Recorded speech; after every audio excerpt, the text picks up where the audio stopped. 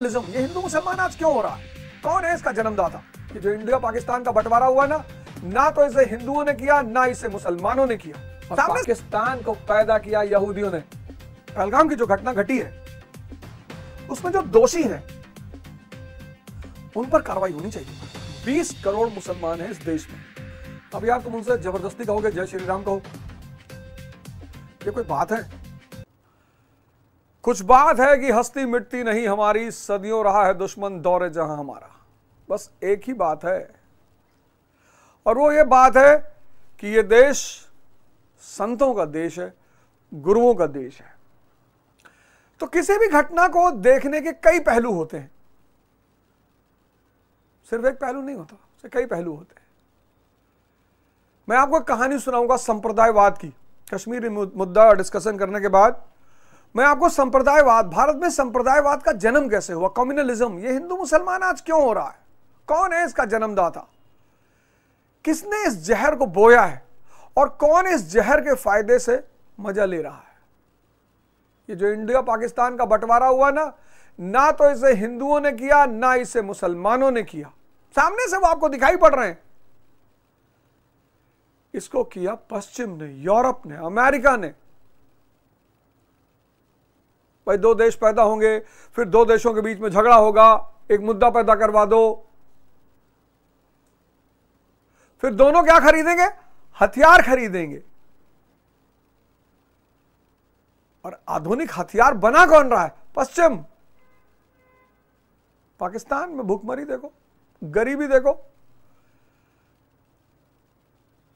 लेकिन F-16 खरीदना है।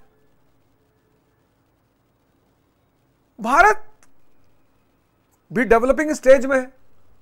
भारत अपना बहुत सारा पैसा शिक्षा स्वास्थ्य में लगा सकता है, लेकिन भारत को राफेल खरीदना है। साजिश। और पाकिस्तान को पैदा किया यहूदियों ने। आपको गलत बात बताया गया कि पाकिस्तान को पैदा किया मोहम्मद अली जिन्ना ने। ये तो मुसलमान बेचारे बेवकूफ बन गए, इनको पता ही नहीं चला।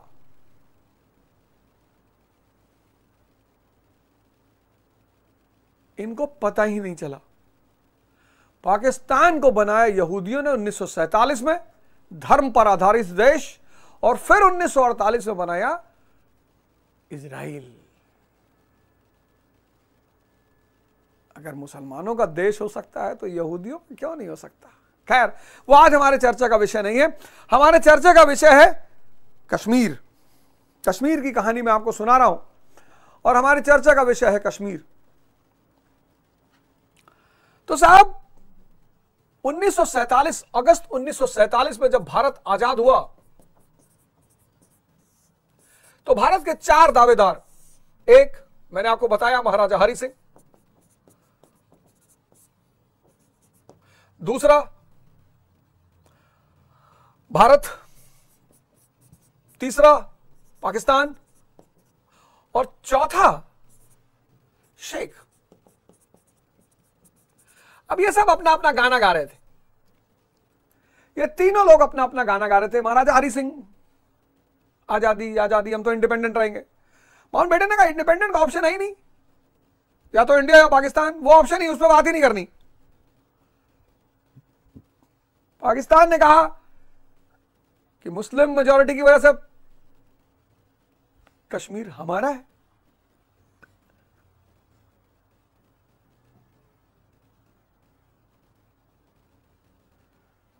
तो मुस्लिम मेजॉरिटी की वजह से तुम सऊदी अरेबिया में भी क्लेम करो, जहां जहां मुस्लिम मेजॉरिटी है तुम सब ले लो।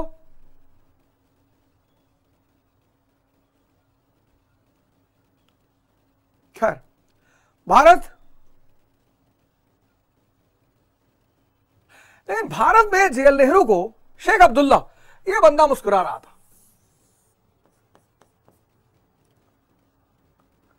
कश्मीरियों के पास दिमाग तो है ही है, इसमें कोई दो राय नहीं है। बहुत शानदार दिमाग है। शानदार दिमाग कभी कभी धोखा भी खा जाते हैं।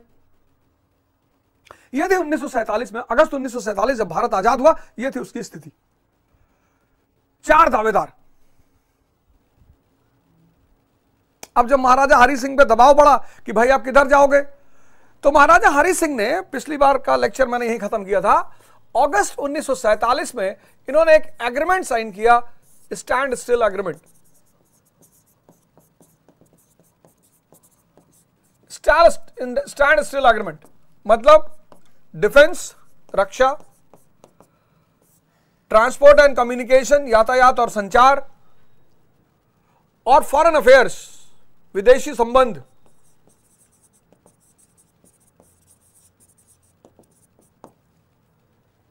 ये तीन चीज का दायित्व दोनों देशों पर रहेगा, पाकिस्तान और इंडिया पे मिलकर डिसीजन लेंगे। और आंतरिक प्रशासन, इंटरनल एडमिनिस्ट्रेशन महाराजा के पास रहेगा। प्लस कश्मीर एसेशन के बारे में सोचेगा, विलय के बारे में सोचेगा कब? कश्मीर विलय के बारे में सोचेगा कब? जब कश्मीर पे कोई आक्रमण करेगा, अटैक। ये उसका स्पेशल क्लॉज था कि कश्मीर में जब आक्रमण कोई करेगा तो कश्मीर विलय के बारे में सोचेगा। अगर भारत करेगा तो कश्मीर पाकिस्तान की तरफ चला जाएगा, और अगर पाकिस्तान क्या करेगा तो भारत, तो कश्मीर भारत की तरफ आ जाएगा। यह था 1947 का स्टैंड स्टिल एग्रीमेंट।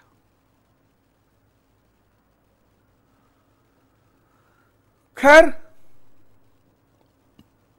आज का समय देखकर दुख तो बहुत होता है,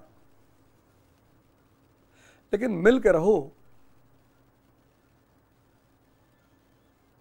पहलगाम की जो घटना घटी है उसमें जो दोषी हैं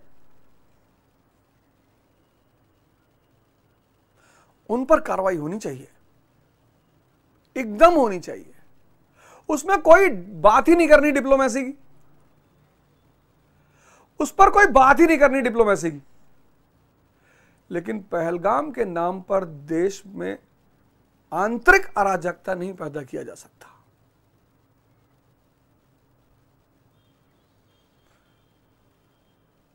बीस करोड़ मुसलमान हैं इस देश में।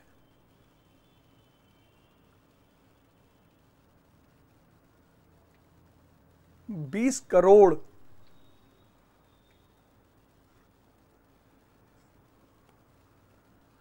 अब यार तुम उनसे जबरदस्ती कहोगे जय श्री राम कहो, ये कोई बात है?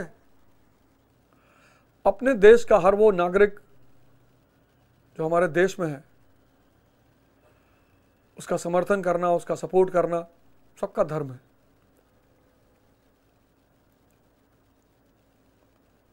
सबका। अपने घर में आग मत लगाओ,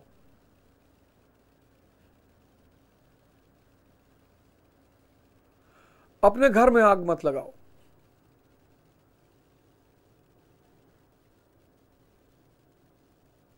अगर घर में फूट पड़ गई फिर कहने की कोई बात ही नहीं है।